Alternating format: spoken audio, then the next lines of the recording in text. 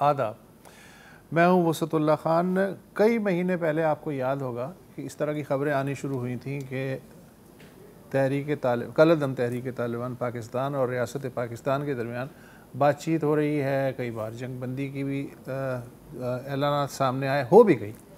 फिर अचानक से पिछले हफ्ते तालिबान ने जंग बंदी ख़त्म करने का ऐलान कर दिया। ये ऐलान तो पिछले हफ्ते हुआ, लेकिन उससे भी पहले एक महीने के अंदर जो कुछ हुआ वो मैं आपको याद दिलाना चाह रहा हूँ। 3 हफ्ते पहले आपने ख़बर सुनी होगी कि मालाकंड के इलाक़े में जो स्वात और दीर पे मुश्तमिल है, वहाँ के पहाड़ी इलाका जो है, पहाड़ी इलाका ही है ज़ाहिर है वो, वहाँ कुछ मशकूक नक़लो हरकत देखी गई थी, ऐसा उन्होंने बताया वहाँ के मकामी लोगों ने। फिर ISPR की तरफ से भी एक बयान आया था कि हमने उन पे नज़र रखी हुई है, और वहाँ के मकामी लोग कह रहे थे कि ये वही तालिबान हैं जो यहाँ से आर्जी तौर पे चले गए थे। फिर आपको याद होगा कि सोशल मीडिया पे एक DSP की फुटेज वो भी रिलीज़ हुई थी, जिसमें वो ज़ख्मी हालत में पड़े हुए हैं, उन्हें यरगमाल बना लिया था तालिबान ने, और फिर मकामी जरगा जो था उसकी मसालियाती कोशिशों की वजह से उसको रिहा कर दिया गया। तो उससे ये पता चल गया कि उस इलाक़े में तालिबान दोबारा दाखिल हो रहे हैं। फिर 2 दिन पहले ये ख़बर आई कि जो तिरा वैली है, जो कि एक मुश्किल इलाक़ा है पाक अफ़गान सरहद पे, वहाँ से इत्तलात आनी शुरू हुई, और आई डॉन में भी तफसीली ख़बर छपी कि वहाँ जो लोग हैं, कम से कम 3 गांव, वहाँ से लोग नकल मकानी कर रहे हैं, इसलिए कि मुसल्ला अफराद यानी तालिबान उस इलाक़े में भी देखे गए हैं। शुमाली वज़ीरिस्तान से भी रोज़ाना ख़बरें आती रहती हैं कि जी आज इतने फ़ौजी शहीद हो गए, इतने दहशतगर्द मारे गए। ये अब एक रोज़मर्रा का मामूल है पिछले 1-1.5 महीने से। आज हुआ ये कि स्वात में, जहाँ तक मुझे याद पड़ता है कि ये सबसे बड़ी कार्रवाई अब तक की कई सालों बाद वो सामने आई है। ज़िला कबल का इलाक़ा है बाड़ा बंडाई, वहाँ एक गाड़ी को उड़ा दिया गया रिमोट कंट्रोल धमाके से। उसमें अमन कमेटी के एक जो मकामी अमन कमेटी है उसके रुकन थे इदरीस ख़ान, 2 उनके पुलिस मुहाफ़िज़ थे कांस्टेबल रबील और कांस्टेबल तौहीद, एक राहगीर सनाउल्लाह और एक शख्स जिसकी अभी तक शनाख्त नहीं हो सकी। गोया 5 अफराद शहीद हो गए। और उसके बाद इत्तलात के मुताबिक कलअदम तहरीक तालिबान पाकिस्तान ने इस वारदात की ज़िम्मेदारी कबूल कर ली है। सिर्फ इस हमले की ज़िम्मेदारी कबूल नहीं की, बल्कि अभी जो कुरम एजेंसी तो नहीं, कुरम का जो इलाका है खैबर पख्तूनख्वा में, वहाँ पर अफ़गानिस्तान की सरहद पार करके एक फ़ौजी चेक पॉइंट पर भी हमला हुआ है, जिसमें 3 फ़ौजी जवान शहीद हुए हैं। इसकी भी ज़िम्मेदारी तहरीक तालिबान पाकिस्तान ने कबूल की है। एक बार फिर खौफनाक सूरत। अच्छा, यरगमाल भी कुछ लोगों को जी ये खबरें आ रही हैं अभी कि मट्टा तहसील में स्वात में वहाँ पर 7 के लगभग टेलीकॉम वर्कर्स को भी यरगमाल किया हुआ है, और रैंसम की भी डिमांड आई है। अभी रिस्पॉन्सिबिलिटी शायद क्लेम नहीं हुई, लेकिन मिलिटेंट्स हैं तो के तालिबान ही होंगे। यानी पिछले हफ्ते जो जंग बंदी ख़त्म करने का ऐलान हुआ है, अब बड़े ज़ोर शोर से मैं तो कहूँगा कि जंग बंदी तो कभी हुई नहीं थी। 2008 और 9 अब मेरे जहन में घूमना शुरू हो गया। जी हाँ, इस पर तफसील से बात करते हैं कल, क्योंकि तीरा से भी कुछ मज़ीद रिपोर्टें आनी हैं। खैबर पख्तूनख्वा असेंबली में भी कर हुआ है, तो ये तो एक ख़तरा है जो आ रहा है, शायद आ गया है, लेकिन अभी जो ख़तरा है सैलाब का, पहले ज़रा उस पर बात करते हैं। और इसके लिए हमें अभी ज्वाइन किया है हमारी कॉलीग और डॉन न्यूज़ की एंकर नादिया नकी साहिबा ने। Welcome to the show. आपका रेज्यूमे नहीं लिखूंगा, बताऊंगा क्योंकि बहुत लंबा है। और आप अभी मेरे ख्याल है कि तकरीबन पूरे जो सिंध के जो सैलाबज़दा इलाके हैं, और वो तकरीबन पूरे सिंधी है, उसका पूरा दौरा करके आए हैं, और लसबेला का भी। तो पहले ज़रा सिंध से आगाज़ करते हैं, क्योंकि वहाँ पर अभी। अच्छा, इससे पहले मैं अपडेट कर दूँ ताज़ा तरीन जो सूरत हाल है उससे भी, कि इस वक्त जो ज़्यादातर प्रेशर है या तवज्जो है इंतज़ामिया की भी और मीडिया की, वो है दादू पे। दादू, सेहवन और भान सईदाबाद को बचाने की कोशिशें हो रही हैं। बंद वहाँ मजबूत हो रहे हैं, कहीं शहर के अंदर ना पानी दाखिल हो जाए। मंशर में जो पानी की सतह थोड़ी सी कम हुई है, लेकिन कोटरी पे پریشر ہے اونچے درجے کا، اب بھی سیلاب ہے. پیچھے گڈو اور سکھر پہ سیلاب کی شدت کم ہو گئی ہے.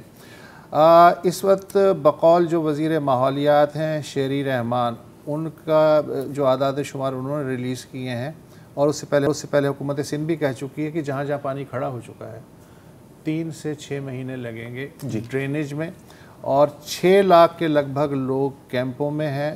2 ملین ایکڑ کی فصلیں متاثر ہو چکی ہیں بقول شیری. پیاز، چاول اور مکئی کی 70% فصل جو ہے وہ برباد ہو چکی ہے، اور سندھ میں 5 لاکھ گھر ختم ہو گئے ہیں. نادیہ، یہاں آپ جو ہو کے آئی ہیں تو بیماری، اب اگلا مرحلہ ہے بیماریوں سے جوجھنے کا اور کہ ان کا تدارک کیسے کیا جائے. تو آج جو میں اعداد و شمار پڑھ رہا ہوں وہ تو بڑے پریشان کن ہیں. مثلاً گیسٹرو جلدی بیماریاں، ملیریا اور ڈینگی، ان سب کو اگر ملا لیا جائے تو اس وقت سیلاب زدہ علاقوں میں سندھ کی بات کر رہا ہوں 4.25 لاکھ کے قریب متاثرین ہیں، بچے ہیں، عورتیں وغیرہ، اور ان میں سے 170 مریض جو ہیں وہ جاں بحق ہو چکے ہیں. یہ صورتحال جو ہے وہ ہے. آپ چونکہ وہاں گئی ہیں، آپ نے کیا دیکھا ہے؟ یہ جو آپ نے ہیلتھ چیلنجز کا ذکر کیا، یہ تو بہت زیادہ ہیں اور بہت بڑھتے جائیں گے. جو اچھی بات ہے وہ یہ ہے کہ سندھ میں ایٹ لیسٹ آپ کو یہ ہیلتھ کے حوالے سے اعداد و شمار مل رہے ہیں، اور آپ دیکھیں کہ ہر ہفتے کیا روزانہ کے حساب سے جو ہیلتھ ڈپارٹمنٹ ہے وہ آپ کو بتاتا ہے. خود اسرا پیچو صاحبہ نے کہا کہ 1 لاکھ خواتین ایسی ہوتی ہیں سندھ میں ایک وقت کے اندر کہ they are expecting and they are about to deliver. UNFPA کے فگرز بھی کچھ روز قبل ہم نے دیکھے تھے، آئے تھے کہ 63,000 خواتین دسمبر تک جو ہیں وہ برتھ دیں گی.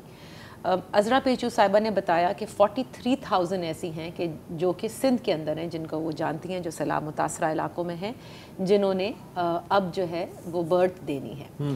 اب سب سے زیادہ پرابلم یہ ہے کہ انہوں نے کہا کہ جو ہمارے سٹرکچرز آلریڈی ہیں، جو فکس سٹرکچرز ہیں ہیلتھ کے، ان میں بھی پانی بھرا ہوا ہے. ہم وہ جلد سے جلد کوشش کر رہے ہیں کہ اس میں سے پانی نکالا جائے.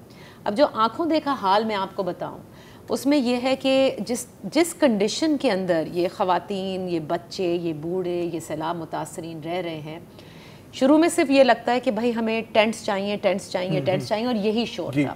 اچھا، وہ جو ٹینٹ کے اندر سچویشن ہے وہ اس سے بھی زیادہ گرم لگتی ہے. کبھی مجھے لگتا ہے کہ وہ کھلا آسمان کے نیچے میرا خیال ہے زیادہ بہتر تھے. اور اس کی ایک خاص وجہ ہے وہ سر کہ آپ کے پاس گرمی بڑی شدت کی گرمی ہے. مطلب اتنا پری مانسون ہونے کے باوجود، اور شام کے بعد مچھر، گرمی، اور اتنی گرمی، اور نیچے پلاسٹک کی شیٹیں ہیں جس کے اوپر وہ سارا خاندان. اور دیکھیں ایک ہاؤس ہولڈ جو ہے وہ 8 سے 10 لوگوں پر مشتمل ہے. اور پھر اگر آپ کے رشتہ دار بھی آپ کے ساتھ رہا کرتے تھے تو اس کو اور بڑھا لیجئے. اب اس پلاسٹک کی شیٹ پر وہیں آپ کھانا بھی پکا رہے ہیں، کیونکہ کوکڈ فوڈ بہت کم جگہوں پر آپ کو مل رہا ہے. انہی لکڑیوں پہ آپ کھانا بھی پکا رہے ہیں، وہیں آپ سو رہے ہیں. شدید گرمی ہے، پسینے بہہ رہے ہیں. مطلب ہم جب گئے تھے میں سوچ رہی تھی یہ لوگ کیسے زندگی بسر کر رہے ہیں. وہاں پہ لسبیلا میں مجھے ایسی خواتین ملیں جو بالکل خاموش بیٹھی ہوئی تھیں، اور مطلب they were just dripping profusely. اور میں نے کہا کہ ایسا لگتا ہے جیسے ہارٹ اٹیک خدا نہ خواستہ ہونے والا ہے.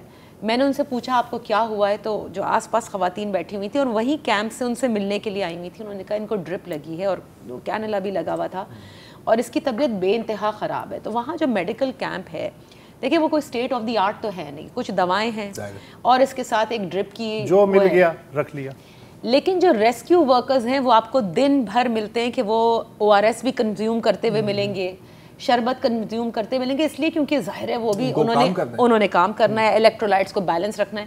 میں یہ سوچ رہی تھی کہ وہ جو بچے ہیں اور جو یہ خواتین ہیں، آدمی پھر بھی میں دیکھ رہی ہوں برداشت کر پا رہے ہیں، بوڑھے، خواتین اور بچے موسٹ ونربل، وہ بیٹھے ہوئے ہیں. اب اس گرمی کے اندر آپ پانی کا کیا کریں گے پینے کے؟ سب سے بڑا پرابلم وہی میں پوچھنا چاہ رہا تھا، پینے کا صاف پانی اور بچوں کے لیے دودھ. ایگزیکٹلی. اس کا کیا ہے؟ اس بہت کم جگہیں جہاں آپ کو یہ ٹنکیاں ملیں گی، جہاں پہ اگر واقعی ٹینٹ سٹی بنی ہے تو کچھ ٹنکیاں وہاں پہ موجود ہے، ورنہ وہ جو اسٹیگننٹ واٹر آپ کے ارد گرد ہے وہ بیچارے اسی کو پی رہے ہیں. مطلب ان کے پاس چوائس نہیں ہے. جب آپ وہ اپنی آنکھوں سے دیکھتے ہیں، ایک تو چھوٹے چھوٹے بچے، ان پہ پوری مکھیاں بیٹھے ہوئے آپ دیکھیں گے جو بیچارے ہلا نہیں سکتے. مطلب جو بیچارے اتنی جان نہیں ہے، اتنی جان نہیں ہے، وہ مننے بچے ہیں، بہت چھوٹے بچے ہیں، کچھ مہینے کے، کچھ مہینے بیٹھے ہوئے ہیں. اچھا نہیں، ایون 3 سال کے 4 سال کے بچے بیٹھے ہوئے ہیں. وہ اسکول نما ایک کیمپ بنا ہوا تھا، اس کا بھی میں آپ کو ذکر بتاؤں گی کہ شہباز شریف صاحب نے لزبیلا میں ایک جگہ آنا تھا، ان کا طے تھا. وہ جلدی جلدی ٹینٹ سٹی بنا دی گئی اور ایک پورا ہیلی پیڈ بنا دیا گیا، لوگ جمع بھی ہو گئے اس ٹینٹ سٹی کے اندر. ایک اسکول نما کیمپ بھی بنا دیا گیا اسی کے ٹینٹ کے فلمی سیٹ لگا ہے. ایگزیکٹلی، بالکل جیسے ہوتا ہے. اور پھر وہاں پہ کہ آپ کو بہت چیزیں ملیں گی. لوگ بڑے خوش ہو گئے. تو میں نے کہا ملا کیا؟ کہنے کہ شہباز شریف آئے نہیں، ہم یہاں پر ہیں، شہباز شریف آئے نہیں. اچھا وہاں بجلی نہیں ہے تو شام ہوتی گھوپ اندھیرا، شدید گرمی، پانی نہیں، بچوں کے لیے دودھ نہیں.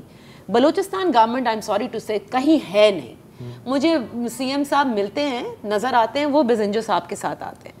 بلوچستان کی جو ترجمان ہیں وہ بتاتی ہیں کہ بزنجو صاحب رات بھر جو ہیں وہ جاگ رہے ہیں. وہ جاگ کے کیا کر رہے ہیں؟ جاگتا تو میں بھی ہوں. ایگزیکٹلی. اور مجھے دیکھ مطلب کوئی ایسی جگہ تو ہوگی جہاں لوگوں نے کہا ہوگا جی ہمیں حکومت کی طرف سے ملا. ان کے پاس دیکھیں ایکسکیوز ہے کہ بلوچستان میں پہلے ہی آمد و رفت کے ذرائع سیلاب سے پہلے بھی کہاں تھے، اب تو بالکل ہی کٹ چکے ہیں. تو یہ کہتے ہیں. اچھا تو ہم کیسے جا رہے ہیں؟ ریلیف ورکرز کیسے جا رہے ہیں؟ پیٹرول کیسے آ رہا ہے؟ ایگزیکٹلی. نہیں مطلب آپ نے اگر کہیں جانا ہے، آپ نے معلوم کرنا ہے تو آپ نے جانا ہے. اس کے بہت راستے ہیں. وہ بھی تو بیچارے پانی پار کر کر کے کہیں نہ کہیں ان کے مرد حضرات نکلتے ہیں کہ کچھ تو ہمیں مل جائے گا، ہیں کہیں سے کچھ 1 کلو آٹا ہی مل جائے گا. تو وہاں کام کر کون رہا ہے؟ ویسے کر تو رہا ہوگا نا. کر رہے ہیں وہاں پہ کچھ سوشل ورکرز ہیں، کر رہے ہیں. جلیلہ حیدر کر رہی ہیں، کچھ ایسی اب حدیقہ کیانی بلوچستان میں گئی ہیں، وہ کام کر رہی ہیں. الخدمت والے کر رہے ہیں. اچھا تو یہ جو عیدی کر رہے ہیں. لوکل آرگنائزیشن چھوٹی چھوٹی بنی ہوئی ہیں جن کے پاس جتنے بھی فنڈز ہیں وہ کر رہے ہیں. کراچی سے کی جو ذمہ داری ہے وہ ان لوگوں نے اپنے کندھوں پہ اٹھائی. میں جام کمال صاحب سے ملی، لوگ ان سے تھوڑے خوش تھے. اچھا جام کمال صاحب اپنی کانسٹیٹیوئنسی میں کام کر رہے ہیں، یہ مجھے جلیلہ حیدر نے بھی بتایا. انہوں نے کہا کہ نہیں یہ سچ ہے کہ ایٹ لیسٹ وہ بندہ وہاں موجود ہے اور وہ کر رہا ہے. 2 لڑکے کراچی سے گئے اور ینگ بوائز گاڑی میں گئے. ان کو نہیں پتا تھا کہ مطلب کہاں جانا ہے، تو وہ وہاں جا کر کھیتوں میں ان کو دور ایک آبادی نظر آئی. تو انہوں نے بس دیکھا کہ اچھا یہ ہے. تو ان سے پوچھا وہاں کے ایک آدمی نے جو کہ وہ بھی ہیلتھ ورکر تھا اور کمیونٹی پینیٹریشن اس کی زیادہ تھی کہ آپ کیا کرنا ہے. وہ سمجھ گیا کہ یہ بچے ہیں. انہوں نے کہا ہم کراچی سے آئے، ہم کچھ کرنا چاہتے ہیں. تو اس نے کہا کیا کرو گے؟ اس نے کہا یہ ہمیں نہیں پتا، بس ہم سب کچھ لائے ہیں. مطلب اس کا یہ تھا ہم کیش لے کر آئے ہیں جمع کر کے. تو اس نے کہا ٹھیک ہے، تو پھر یہاں کی ضرورت دیکھو، خود جاؤ، جا کے خریدو چیزیں اور ان کو دو. ایسے بھی آپ کو لوگ ملیں گے. ہمارے دوست شرجیل بلوچ وہ لے کے گئے، مطلب لوگ اپنے طور پہ کر. اچھا لیکن کانسٹیٹیوئنسی پالیٹکس کیا ہے وہ سر؟ آپ اگر ایک کانسٹیٹیوئنسی میں الیکٹ ہوئے، آپ کو پتا ہے کہ آپ کے کانسٹیٹیوئنسی میں کتنے گوٹ ہیں، کتنے گاؤں ہیں، کتنے لوگ ہیں، ہاں کہاں ہیں، کتنے اسکیٹرڈ ایریا پہ. آپ کیوں نہیں نکل رہے؟ اچھا آپ نہیں نکل سکتے، اول تو آپ کر سکتے ہیں، آپ چاہیں تو جمع کریں نا. ڈسٹرکٹ ایڈمنسٹریشن کہاں ہے؟ آپ لوگوں کو جمع کریں. آپ پھر چلیں ان ہیومینیٹیرین آرگنائزیشن سے بات کر لیں اور ان کو بتائیں کہ اس گوٹ کا یہ راستہ، ادھر پہنچنے کا یہ راستہ، آپ جائیں ان کی مدد کریں، ان کو کم از کم یہ پہنچا دیں. فیسیلیٹیٹ تو کر دو. ایگزیکٹلی. اچھا سندھ کے اندر جو ہے وہ ٹینٹس آپ کو اسکولس کے اندر قائم کر دیے گئے ہیں، لیکن وہاں پر بھی وہ ایک جو آرگنائز اسٹرکچر ہوتا ہے کہ ہم نے ادھر جانا ہے، ادھر ٹارگٹ کرنا ہے، یہ کرنا ہے، وہاں بھی آپ کو لوگوں کی شکایتیں ملیں گی. آپ نقل مکانی کا لوگوں کو کہہ دیں. اب جیسے دادو بہان سعید آباد کو بچانے کے لیے لوگوں کو کہہ دیا گیا ہے آبادی کو کہ جی آپ نکلیں یہاں سے. کیسے نکلیں؟ مطلب اپنے سر پہ بیچارے چیزیں رکھ کے اور بھاگیں. آپ ارینجمنٹ کریں نا، آپ حکومت ہیں. یہاں رک جائیے، یہیں سے کنٹینیو کرتے ہیں، وقفہ لے لیں.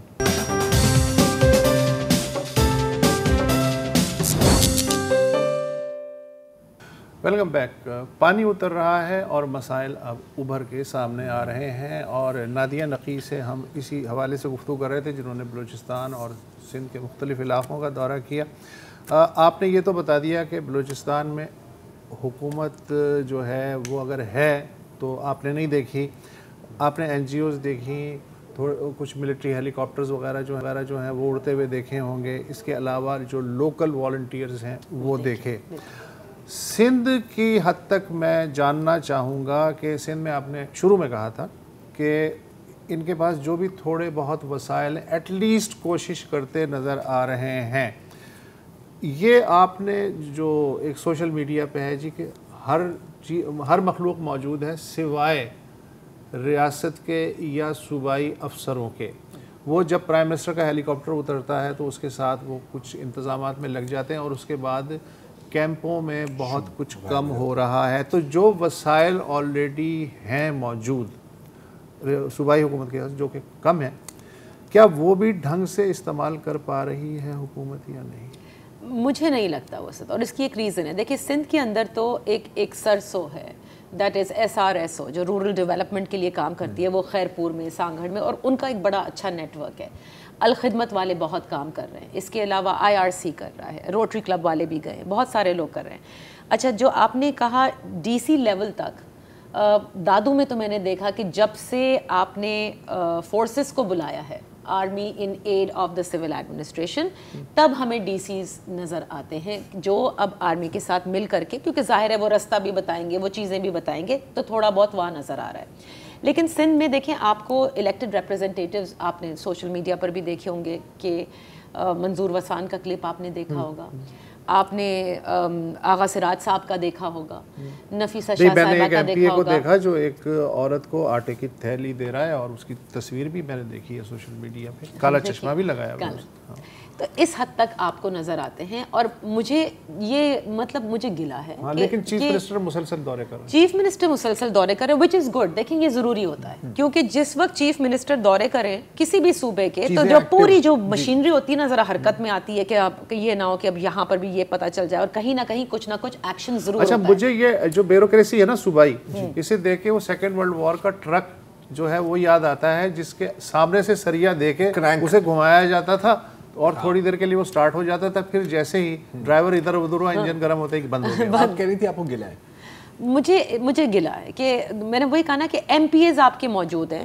سندھ کے چیف منسٹر نے صحیح ریئلائزیشن کی کہ بھائی بہت نقصان ہو گیا, اس کو اس لیول تک لے کر گئے, فریکلی ایڈمٹ کیا کہ انہوں نے بتایا بھی کہ ہم بالکل تباہ ہو چکے. ایریل مناظر بھی اگر آپ دیکھ لیں اور خود بھی جائیں تو آپ کو واقعی لگتا ہے کہ سندھ اب جو ہے وہ سمندر ہے, وہ آپ کا شاید نیا سمندر ہے. کس طرح سے یہ جائے گا نہیں پتا. اچھا, ایک چیز میں ضرور کہوں گی کہ اس قسم کے ڈیزاسٹر میں, جہاں اتنے بڑے پیمانے پہ ڈیزاسٹر ہو جائے, حکومت واقعی اکیلے کام نہیں کر سکتی.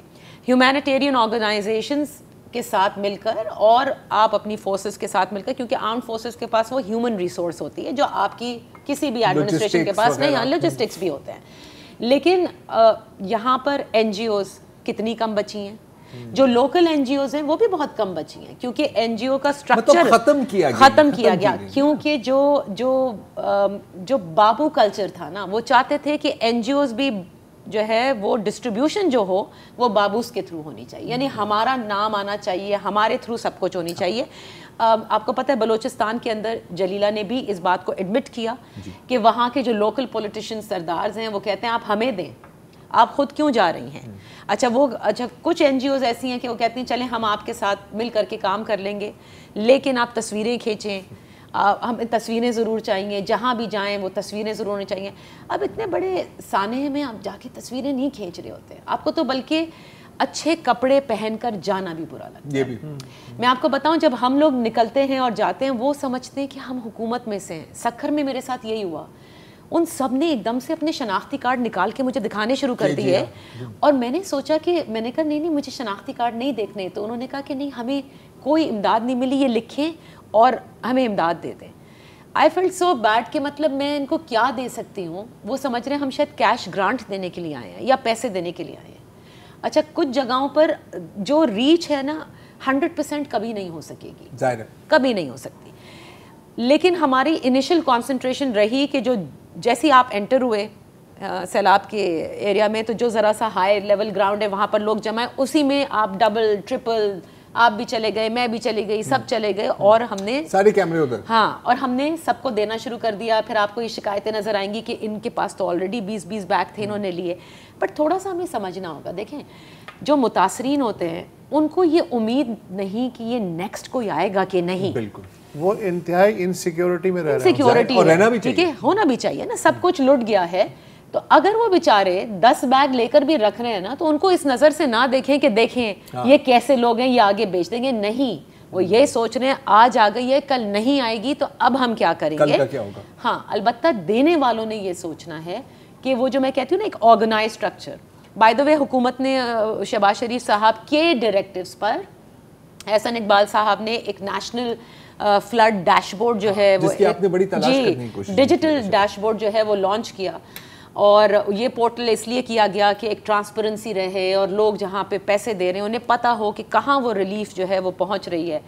میں آج دیکھتی رہی اور بہت میں نے سرچ کیا کہ مجھے وہ ایڈریس مل جائے نا, اور اس کی ایک ریزن. آپ صحافی لوگ اتنی جلد بازی سے کیوں کام لیتے ہیں؟ کل ہی ان غریبوں نے اعلان کیا ہے, آج آپ ڈیش بورڈ تلاش کر رہی ہیں. کم از کم ایم او یو آج ایم او یو کل سائن ہوا ہے, آج یہ تو زیادتی نہیں, یہ ہونا چاہیے, یہ فوراً ہونا چاہیے تھا. دیکھیے ہمیں ریسکیو ایک طرف آپ نے ان ایفیشنسی کی اتنی شاندار مثالیں دی, اب آپ ان سے اتنی ایفیشنسی کی توقع کر رہے ہیں جی 24 گھنٹے بعد. آپ پریس کانفرنس کیوں کر رہے ہیں پھر بیٹھ کر؟ نہیں, کووڈ کے اندر ڈیش بورڈ ہوا تھا وہ سر, ہمیں ماننا پڑے گا کہ جس دن انہوں نے ڈیش بورڈ لانچ کیا تھا they were giving that web address, the portal address, کہ یہ رہا, اور ہم نے اسی وقت سارے میڈیا نے چیک کیا کہ اچھا یہ ڈیش بورڈ امپورٹنٹ ہے, صرف ریلیف کے لیے امپورٹنٹ نہیں ہے. دیکھیں آگے ریکنسٹرکشن ہونی ہے, ریہیبلیٹیشن ہونی ہے, اس سے تو بہت چیزیں گھنٹوں میں ہو جائے گا, ہو جائے گا. ایسی بھی کیا سارے ہیومینیٹیرین آرگنائزیشنز تو تک کو نہیں پتا. میں نے ان سے بھی پوچھا کہ آپ بتائیے کہ آپ کے علم میں ہے یہ ڈیش بورڈ؟ رات کی شام 7 بجے تک ہو جائے گا. ہمیں وقفہ لینا ہے, لیکن اگر آپ میں سے کسی کو اس ڈیش بورڈ کا پتہ ہے تو پلیز ہمیں بتا دیں. ہاں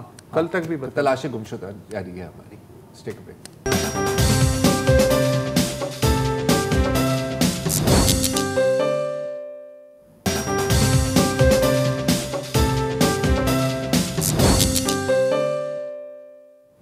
ویلکم بیک.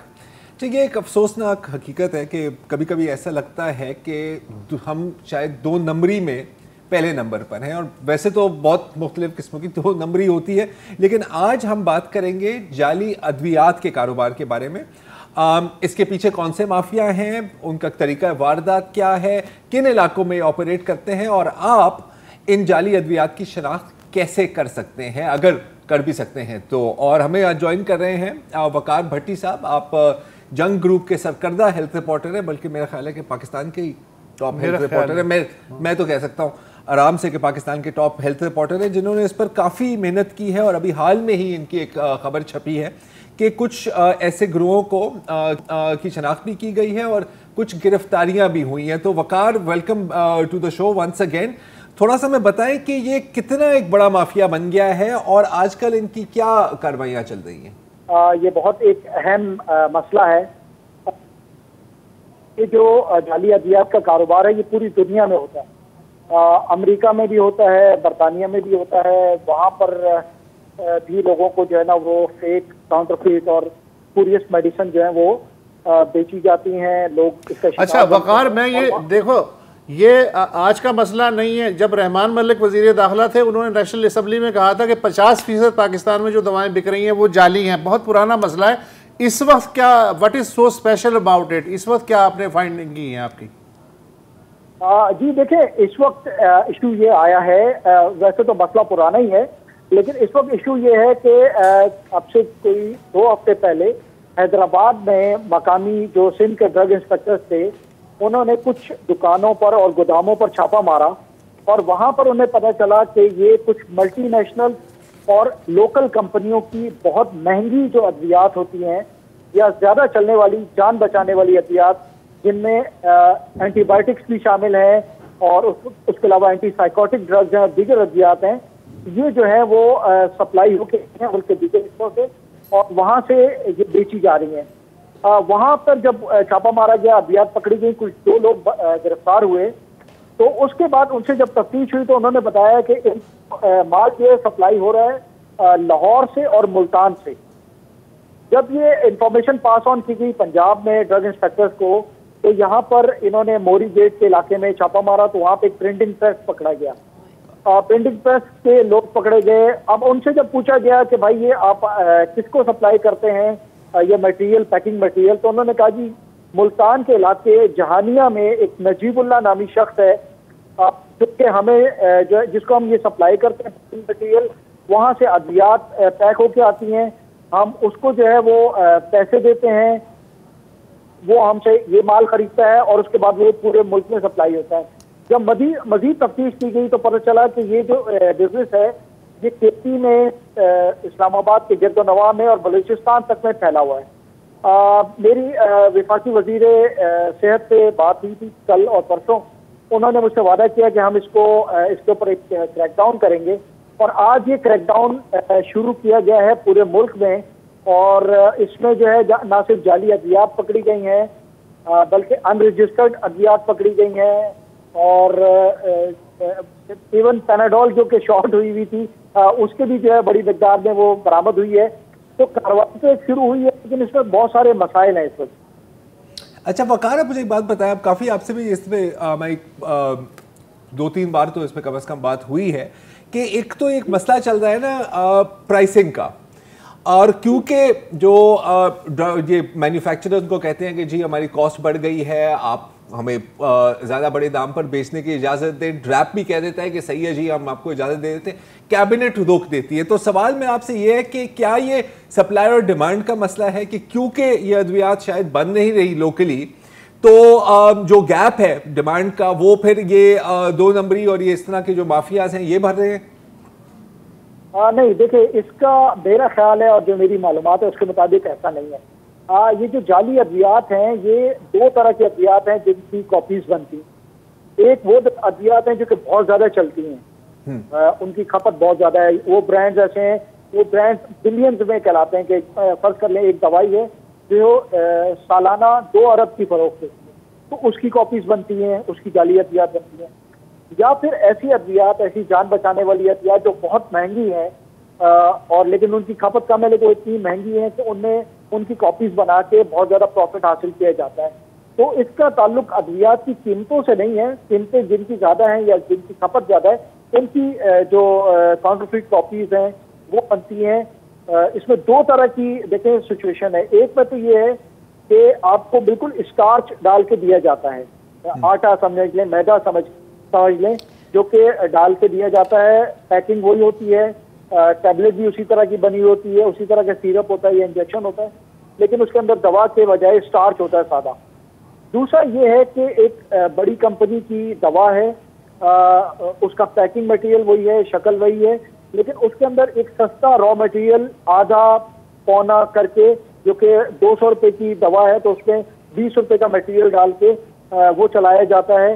تو یہ 2 طرح کے وہ ہیں، لیکن اس کا قیمت اور سپلائی اور ڈیمانڈ سے کوئی تعلق نہیں۔ لیکن پھر جو بھی ہے مطلب دیکھیں، اگر بالکل ہی اب کچھ تو ہے نا کہ ان کو لینے سے آپ کو نقصان نہیں ہوگا، لیکن جن کی زندگی کا موت کا سوال ہے کہ بھائی آپ کو انفیکشن ہے، آپ کو اینٹی بایوٹک لینی ہے اور وہ اس کو سٹارچ پر آ رہے ہیں، تو ایک طرح سے یہ تو ایک لائف تھریٹننگ سچویشن بن جاتی ہے۔ 302 کا کیس بنتا ہے۔ کیوں بکر؟ میں تو ابھی زرار بھی میں آپ کو پہلے بتا رہا تھا کہ ایک فارماسیوٹیکل کمپنی کے ہیڈ جو ہیں وہ ملک سے باہر تھے اور یہاں پہ ان کے بیٹے کو ایک انفیکشن ہو گیا، بیکٹیریل انفیکشن۔ ان کے بیٹے کو ان کے اپنی کمپنی کی جو دوا دی جا رہی تھی وہ جعلی تھی۔ 3-4 دن کے بعد جب ان کی بیٹی کی طبیعت ٹھیک نہیں ہوئی بلکہ خراب ہوتی گئی تو انہوں نے اس دوا کو جب چیک کرایا تو پتہ چلا کہ اس دوا میں سمپل گلوکوز یا اس طرح کا کوئی مٹیریل تھا، دوا موجود نہیں تھی، وہ جعلی دوا ان کی اپنی کمپنی کی ان کے اپنے بچے کو دی جا رہی تھی۔ یہاں پہ میں ایک اور چیز آپ کو بتاؤں، جب میں تحقیقات کر رہا تھا تو مجھے پتہ چلا کہ فارماسیوٹیکل جو ملٹی نیشنل فارماسیوٹیکل کمپنیز ہیں، چند سال پہلے 2 کمپنیز کے سی اوز جو ہیں وہ اس اسکیم میں پکڑے گئے اور فارغ کیے گئے، کیونکہ وہ اپنی ہی کمپنی کی ادویات جو ہیں وہ جعلی بنا کر اور اوور پروڈکشن کر کے پھر باہر کہیں لے جا کے اور اس طرح کے وہ بیچ رہے تھے۔ ٹریپ نے ان کو پکڑا اور اس کے بعد جو ہے ان کی کمپنی نے ان کی چھٹی کی۔ آپ کو صرف چھٹی کی وقار مطلب ان کو ایک وقفہ لینا ہے اور پھر یہ پوچھتے ہیں کہ صرف چھٹی کہیں کوئی کارروائی بھی ہوئی یا نہیں۔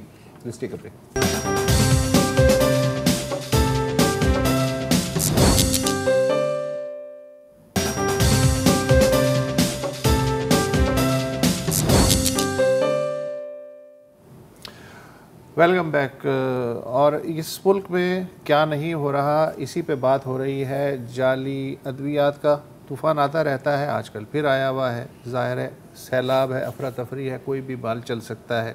وقار بھٹی ہمارے ساتھ ہیں. وقار, یہ بتائیے کہ یہ ابھی ہم ملٹائی نیشنل کمپنیوں کی یا دواساز کمپنیوں کی بات کر رہے تھے کہ ان کا عملہ بھی اس کی زد میں آ جاتا ہے, کچھ لوگ وہ بھی ملوث ہوتے ہیں.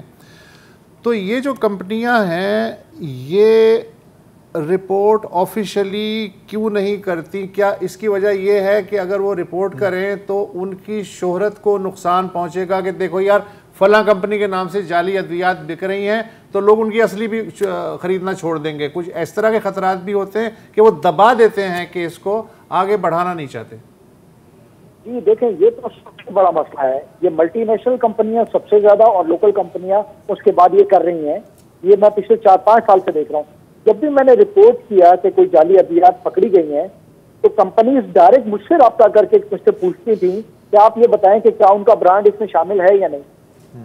جب میں انہیں کہتا تھا کہ ہاں جی آپ کا فلاں برانڈ اس میں شامل ہے, تو اس کے بعد ان کی درخواست ہوتی تھی کہ ایک تو یہ کہ اس کو رپورٹ نہ کریں, دوسرا اس کو کہیں سوشل میڈیا پہ نہ ڈالیں, ہم اس کو خود ڈیل کر لیں گے. پتہ یہ چلا کہ یہ کمپنیز جو ہیں یہ ڈریپ کو بھی رپورٹ نہیں کرتی, ڈریپ سے بھی معاملات طے کر لیتی ہیں. انہیں کہتی ہیں کہ اس معاملے کو نہ اٹھائیں کیونکہ ان کا جو برانڈ ہے جو کہ 2 ارب روپے کا, 3 ارب کا, 4 ارب روپے کا جو برانڈ ہے, یا بعض برانڈ تو 10 ارب سے زیادہ کے ہیں, ان کی شہرت خراب ہوگی, لوگوں کا اعتماد ان کو اٹھے گا اور ان کی سیل کم ہو جائے گی. تو ملٹی نیشنل کمپنیز جو ہیں وہ اور لوکل کمپنیز جو بڑی کمپنیز ہیں جن کے برانڈ پکڑے جاتے ہیں وہ اس طرح کی حرکتوں میں ملوث ہیں اور ان کی وجہ سے لوگوں کی جانیں جاتی ہیں. یہاں میں ایک اور بات بتاؤں, آپ نے کہا کہ وہ جو 2 CEO سے کیا ان کے خلاف کوئی ایکشن ہوا؟ ابھی یہ جو حیدرآباد میں جو لوگ پکڑے گئے ہیں اور یہ جو لاہور میں پکڑے گئے ہیں, آپ یقین مانیں حیدرآباد اور اس دونوں کیسز میں 2 ہفتے ہو گئے ہیں, دونوں کے خلاف FIR نہیں ہوئی. FIR ہوتی ہے, کوالٹی کنٹرول بورڈ کی میٹنگ ہوتی ہے, وہ فیصلہ کرتا ہے کہ FIR درج کی جائے گی, اس کے بعد کرمنل کارروائی ہوگی. سندھ میں کوالٹی کنٹرول بورڈ کی میٹنگ ہوتی ہی نہیں ہے, تو وہاں پر تو آپ جتنی مرضی ہے آپ جعلی دوائیاں بیچیں, ڈرگ انسپیکٹر آئے گا وہ آپ سے سیل کر دے گا, آپ سے ضبط کر لے گا اور آپ کو جانے دے گا کیونکہ اس کے پاس گرفتاری کا یا FIR کا اختیار نہیں ہے. تو اس ملک میں جعلی ادویات بنا کے بیچنا اس وقت سب سے آسان کام ہے. بدقسمتی سے یہ جو لیجسلیشن ہے وہ اتنی خراب ہے کہ لوگ کھلے عام یہ دھندا کر رہے ہیں. جب وقار بھائی تو ایکسپائرڈ جو دوائیں ہیں ان کے لیبل بھی چینج ہوتے ہیں, وہ تو اس سے بھی زیادہ خطرناک کام ہے. وہ کس حد تک ہے مسئلہ؟ دیکھیں وہ سپوریس ڈرگس میں شامل ہے. جو کمپنیز ان کو واپس لے لیتی ہیں یا جو ادویات ایکسپائر ہو جاتی ہیں اس کے بعد ان کا جو میٹیریل ہوتا ہے اس کو ری پیک کر کے بیچا جاتا ہے, یہ بھی ایک دھندا ہے. تو یہ اس کے بہت ساری اس کی شکلیں ہیں. اس کی جو کہ ہمارے جو اتھارٹیز ہیں, ہمارے ڈرگ انسپیکٹرز ہیں, فیڈرل ہوں یا پروونشل ہوں, ان کے نالج میں ہے. مسئلہ صرف یہ ہے کہ یہ پرائورٹی نہیں ہے کہ ان کے خلاف ایکشن لیا جائے. ابھی بھی جو کارروائی ہو رہی ہے وہ زیادہ تر اس پہ ان رجسٹرڈ, یعنی کہ ایسی ادویات, میں مثال دیتا ہوں کہ اس وقت ویاگرا پکڑنے پہ زیادہ توجہ ہے بجائے اس کے کہ جو جعلی ادویات ہیں ان کو جو ہے وہ روکا جائے. تو میں تو یہ سمجھتا ہوں کہ اس پہ جو ہے ہمیں مزید بات کرنی ہوگی ہمارے مین اسٹریم میڈیا کو کہ یہ جس طرح یہ لوگوں کی جانوں سے کھیل رہے ہیں, ڈریپ اور صوبائی حکومتیں اس مسئلے کو سنجیدگی سے لیں. اتنا وقار دیکھیں گورنمنٹ کو کی توجہ نہیں ہے وہ اپنی جگہ, لیکن میرا خیال ہے کہ جو بیچارے جو یہ ادویات لے رہے ہیں ان کے لیے تو زندگی اور موت کا مسئلہ ہے نا. اب جیسے آپ نے جو ذکر کیا وہ تو فارماسیوٹیکل کمپنی کا ہیڈ تھا, اس کو پتا ہے کہ چیزیں کہاں سے ٹیسٹ کرانی ہے. ہم جیسے لوگ ہم کہاں جائیں, مطلب بندہ کیا کون سی دوائی لے کون سی نہ لے. تو کوئی ایسا طریقہ ہے یا کوئی اس پہ کوئی مطلب کام کیا گیا ہے کہ کوئی بندہ جو ایکچوئل کنزیومر ہے آپ کا وہ پتہ لگا سکے کہ یار یہ چیز جعلی ہے یا یہ مطلب جینوئن ہے؟ سر اس میں 2 چیزیں ہیں. پہلی بات تو یہ ہے کہ ڈریپ نے کچھ عرصہ پہلے ایک عمل شروع کیا تھا, وہ یہ تھا کہ بار کوڈنگ کا سلسلہ. ہر دوا کے پیک پہ بار کوڈ ہونا چاہیے تاکہ جو کنزیومر ہے اس بار کوڈ کو چیک کرے اور اس کو پتہ چل جائے گا کہ یہ جینوئن ہے یا فیک ہے. لیکن ہماری فارماسیوٹیکل انڈسٹری جو ہے وہ معذرت کے ساتھ وہ اس بار کوڈنگ کے خلاف متحد ہو گئی اور انہوں نے اس کو نہیں ہونے دیا, جس کی وجہ سے یہ فلڈ آیا ہوا ہے کاؤنٹرفیٹ اور اسپوریس اور جعلی ادویات کا. پہلا تو یہ ہے کہ ڈریپ کو چاہیے کہ فوری طور پہ بار کوڈنگ والا جو سسٹم ہے, انڈیا نے اپنی ساری ادویات کو جو کہ ایکسپورٹ کرتے ہیں اس پہ بار کوڈنگ کر دی ہے. اب وہ ان کی دوا جہاں بھی جائے گی وہ بار کوڈ سے چیک ہو جائے گی کہ جینوئن ہے یا فیک ہے. تو پاکستان میں ایک تو پاکستان مینوفیکچررز ایسوسیشن جو ہے میڈیسن, انہیں چاہیے کہ یہ بار کوڈنگ کے اوپر جو انہوں نے انڈیو انہوں نے وہ کیا ہوا ہے وہ ختم کریں. تو وقار بھائی فارماسیوٹیکلز ابھی بات کر رہا ہوں, فارماسیوٹیکلز کیوں متحد ہو گئے؟ یہ تو ان کے فائدے میں بات نہیں جاتی آخرکار ان کے وہ مطلب جس طرح ہم شناختی کارڈ اپنا جو ہے اس کو ایس ایم ایس کر دیتے ہیں, شناختی کارڈ کا نمبر فوراً پتہ چل جاتا ہے کہ جعلی ہے یا اصلی ہے, اسی طرح بار کوڈ کا نمبر ایس ایم ایس کرنے سے یہ سسٹم کیوں نہیں افریقہ میں یہ سسٹم ہے؟ یہ کیوں نہیں ہو سکتا؟ مطلب فارماسیوٹیکلز کو کیا مسئلہ ہے؟ جو مجھے بتایا گیا ہے وہ یہ ہے کہ اس سے جو ان کی پرنٹنگ کی کاسٹ ہے وہ بڑھ جائے گی. تو جب میں نے ڈرائیو سے بندہ مر جائے مطلب وہ ٹھیک ہے, کیا بات ہے. میں نے جب ڈرائیو سے پوچھا تو انہوں نے کہا جی 50 پیسے سے لے کر 1 روپیہ ان کی کاسٹ بڑھے گی, 50 پیسے سے 1 روپے تک. یہ اس کاسٹ کو بیئر کرنے کو تیار نہیں ہے, لیکن یہ چاہتے ہیں بھائی وہ کاسٹ میں بیئر کروں گا نا جو میں دوا خریدتا ہوں, لیکن وہ کیبنٹ روک دیتی ہے پھر وہ سر وہ اس میں انکلوڈیڈ ہوگی نا. یہ 1 روپیہ جو بڑھے گی کاسٹ کی, تو یہ آلریڈی جو ایم آر پی ان کو ملی ہوئی ہے, تو وہ 1 روپے کا نقصان مطلب نہیں 1 روپیہ بچانے کے لیے بندہ مار دیں. اچھا اپنا بھی آپ روپیہ بچا نہیں رہے, کیونکہ یہ سے ابھی جو بات کی وقار بھائی نے کہ اگر فار ایگزامپل سپروفلیکسین 2 نمبر آ رہی ہے, صحیح, اگر جو ان کی جو ریپوٹیشن کو کاسٹ آ رہا ہے, ہاں کہ اگر 20 کروڑ کی بزنس ہے تو وہ 10 کروڑ پر آ گئی, یہ بھی تو نقصان ہی ہے نا باس. اچھا اس میں فارمیسیز کس حد تک انوالو ہیں؟ کیونکہ ہمارے یہاں وقار فارمیسیز کا آپ کو پتہ ہے کسی بھی فارمیسی کے لائسنس کے اوپر جو ہے وہ ایک فوٹو کاپی پہ کھل جاتی ہے. تو ظاہر ہے کہ دیکھیں ایک دوا کی کمپنی ہوتی ہے, اس کے ڈسٹریبیوشن آپ کو پتہ ہوتی ہے کہ کہاں سے ہو رہی ہے, یا یہ سب کچھ ہول سیل مارکیٹ سے کس طرح سے اس کی ترسیل ہوتی ہے؟ آئی ایم شیور کہ یہ نیکسس بھی ہوگا. جی 30 سیکنڈ ہے آپ کے پاس. جی دیکھیں کمیونٹی فارمیسی کو اسٹرینتھن کرنا ہوگا. جو بڑی کمیونٹی فارمیسیز ہیں اس کا سسٹم لانا ہوگا. یہ جو چھوٹے چھوٹے فارمیسیز بنی ہوئی ہیں, میڈیکل اسٹورز ہیں, یہ کچی گلی سے اور ان رجسٹرڈ جگہوں سے مال اٹھاتے ہیں, جہاں سے ان کو فیک مال بھی سپلائی کیا جاتا ہے. یہاں پہ ہمارے فارماسسٹ لگانے پڑیں گے. ہر فارمیسی پہ بہت سارے پروڈیوس ہو رہے ہیں, یونیورسٹیاں ان کو تربیت دے رہی ہیں, ان کے ڈگریز دے رہی ہیں.